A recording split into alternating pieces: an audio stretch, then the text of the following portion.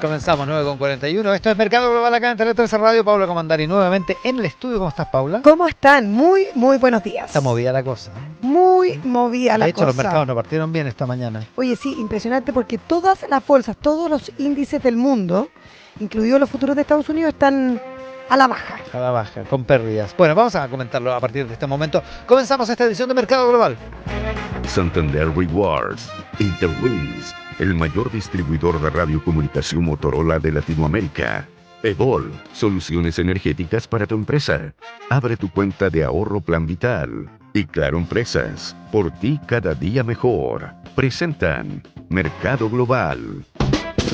Comenzando con la noticia del día. Un escenario especialmente incierto y con riesgos relevantes. Así define el Banco Central el momento económico actual en su último informe de política monetaria, el IPOM de marzo, que fue publicado ayer, pero que sigue, por supuesto, generando mucho eco en el país. Y no es solo una advertencia, es un cambio de tono, porque si en la reunión anterior ya había señales de ajuste, ahora el diagnóstico se vuelve más claro y mucho más complejo. Partamos por lo concreto. El Central recorta su proyección de crecimiento para este año, pasa de un rango de entre 2% y 3% a uno entre 1,5% y 2,5%. Y ahí hay varias razones. La primera, el contexto internacional, la guerra en Medio Oriente, la volatilidad del petróleo y un escenario global más débil que están pegando directo en una economía abierta como la chilena. Pero, por supuesto, esto no es solo por los factores externos. El ente emisor también habla de factores internos. Un desempeño más débil de la minería y un ajuste fiscal que empieza a sentirse. De hecho, el IPOM incorpora explícitamente el recorte de gasto anunciado por el gobierno, unos 3.800 millones de dólares menos respecto de lo proyectado en diciembre. Eso es súper estratégico porque el gasto fiscal venía siendo un motor relevante en la economía y ahora deja de serlo. Lo que se ve es una economía que pierde algo de impulso.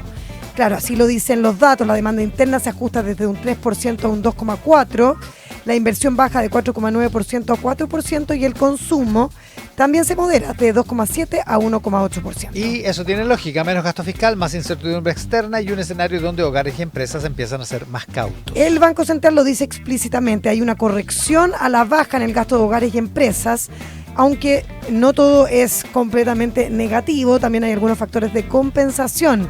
Ingresos que siguen creciendo, expectativas que han mejorado algo y una cartera de proyectos de inversión más robusta, eso es importante, que en años anteriores. Pero el mensaje de fondo es claro, la economía chilena sigue creciendo pero más lento y con riesgos relevantes, dice el Central. Eso es lo que está mirando precisamente el emisor, un escenario internacional frágil y una economía local que pierde dinamismo. El informe de política monetaria, no todavía la noticia del día. Revisamos la prensa internacional. Financial Times. Bueno, el golpe inflacionario de la guerra ya está sobre la mesa y con cifras concretas.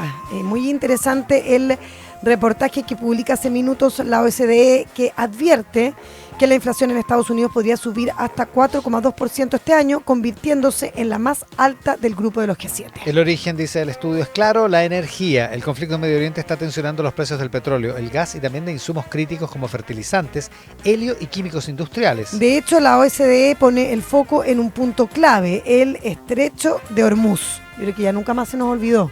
El estrecho. Tal cual. Por ahí pasa cerca de una cuarta parte del comercio marítimo de petróleo y una quinta parte del gas natural licuado del planeta. Eso significa que cualquier interrupción prolongada no solo encarece la energía, sino que afecta a cadenas productivas completas. El efecto ya se está viendo. La inflación global para el G20 se revisa al alza, 4% para este 2026, 1,2 puntos más que lo previsto antes de la guerra. Y el crecimiento también se resiente. La economía mundial bajaría a 2,9%, perdiendo el impulso que venía mostrando a inicios de año, especialmente por la inversión en inteligencia artificial y el buen desempeño bursátil. Pero ese escenario cambió radicalmente. La OCDE es clara, la resiliencia de la economía global está siendo puesta a prueba.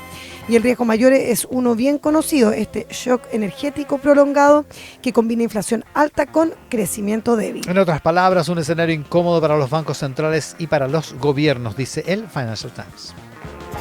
The Wall Street Journal.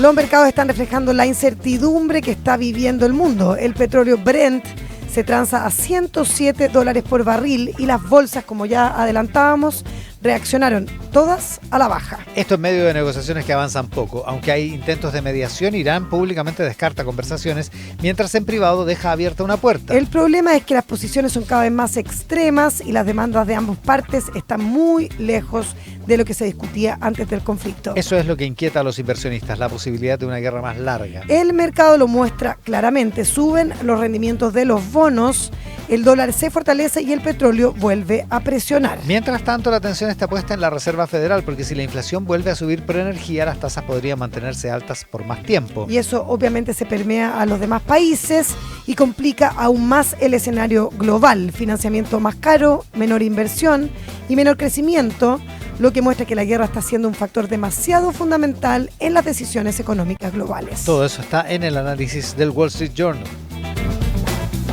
Bloomberg. En América Latina la política también empieza a tensionarse con impacto económico incluido.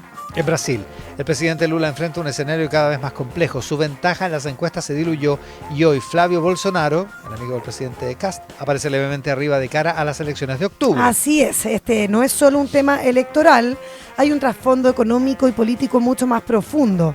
Desaceleración, inflación al alza y escándalos de corrupción que reactivan el sentimiento antisistema. De hecho, según encuestas, cerca del 60% de los brasileños ve la corrupción como uno de los principales problemas del país, y eso está golpeando directamente la popularidad de Lula, que vuelve a niveles bajos justo en la antesala de una campaña clave. A eso se suma un elemento adicional, dudas sobre su capacidad de conectar con un electorado más exigente y también más fragmentado. Todo esto en un contexto global adverso, donde la guerra y la inflación también impactan la economía brasileña. Se pasó que esto del petróleo está impactando a todos los países pequeños, grandes del mundo. Y en el fondo lo que muestra Brasil, la situación de Brasil, es cómo el escenario internacional también termina reconfigurando toda la política interna. El análisis está en Bloomberg.